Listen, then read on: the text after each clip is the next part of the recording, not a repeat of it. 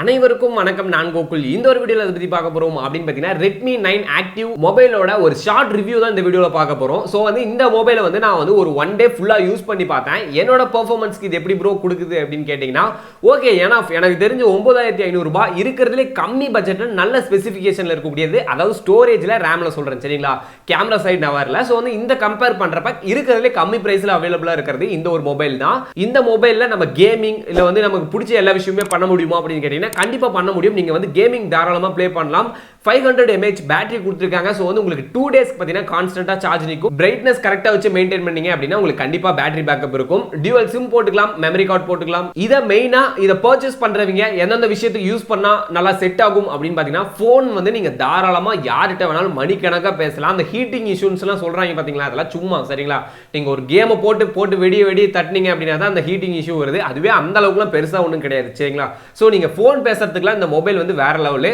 இத நீங்க browsing, YouTube, அதாவது கேமிங்க்கு செக்ஷனை தவிர நீங்க எல்லாமே யூஸ் பண்ணிக்கலாம். கேமிங், கேமரா சரிங்களா. இந்த ஒரு ரெண்டு விஷயத்துக்கு வேணா இதை யோசிக்கலாம். கேமிங்க்கு ஓகே, பட் அந்த கேமரா அப்படிங்கிறப்ப இது கொஞ்சம் கம்மி தான். ஏன்னா இந்த பட்ஜெட்க்கு இந்த கான்ஃபிகரேஷன் வரதே பெரிய விஷயம். ஏன்னா மற்ற பிராண்டை கம்பேர் பண்றப்ப அந்த மாதிரி எந்த ஒரு மொபைலுமே கிடையாது. ஸோ இந்த Redmi 9 சீரிஸ் தான் பார்த்தீங்கன்னா நமக்கு ஒரு மிடில் ஃபேமிலிக்கு ஏற்ற பட்ஜெட்ல அவைலபிளா இருக்கு. இதோட பில்ட் குவாலிட்டி உண்மையிலுமே சூப்பரா இருக்கு. இதை ஒரு 9500 ரூபாய்க்கு பர்ச்சேஸ் பண்றோம் அப்படின்னா இதுக்கு ஒரு டெம்பர் கிளாஸ் அது ஒரு 200, அப்புறம் இதுக்கு ஒரு பேக் கவர் அது ஒரு 250, ஆக மொத்தம் எல்லாத்தையும் சேர்த்து பார்த்தீங்க அப்படின்னா ஒரு 10,000 ரூபாய் கண்டிப்பா வந்துடும் சரிங்களா. இந்த மொபைல் நீங்க வாங்குறீங்க அப்படின்னா ஒரு 10,000 ரூபாய் ரெடி பண்ணிக்கங்க. ரெடி பண்ணிட்டு அப்புறம் நீங்க எல்லாம் அட் அ டைம்ல பர்ச்சேஸ் பண்ணிடுங்க. ஏன்னா நம்ம இதை வாங்கினதுக்கு அப்புறம் டெம்பர் போறதுக்குள்ள கீழே போட்டு உடஞ்சு போயிடுச்சுனாலோ இல்ல ஏதாவது கீரல் உழுவுது அப்படின்னா நம்ம அடுத்த டைம் இதை எக்ஸ்சேஞ்சில் போடுறப்ப அது ரொம்ப கஷ்டம் சரிங்களா. இதை நீங்க எக்ஸ்சேஞ்சில் போட்டீங்கன்னா 2500 இருந்து 3000 ரூபாய் வரைக்கும் நீங்க வேற வழியே கிடையாது சரிங்களா. நீங்க என்னதான் ஒரு காஸ்ட்லி போன் வாங்கினாலும் அதோட பாதி ரேட்டுக்கு கீழே தான் பார்த்தீங்கன்னா அதோட எக்ஸ்சேஞ்ச் காஸ்ட் போகும் சரிங்களா. அதுக்கு நான் வீட்டிலேயே வச்சுக்கினேன் ப்ரோ அப்படின்னு கேட்டிங்கன்னா கண்டிப்பா வச்சுக்கலாம். சப்போஸ் இ வேஸ்ட் அப்படின்னு நினைப்பாங்க. ஸோ அதனால எக்ஸ்சேஞ்ச் போட்டுருவாங்க சரிங்களா.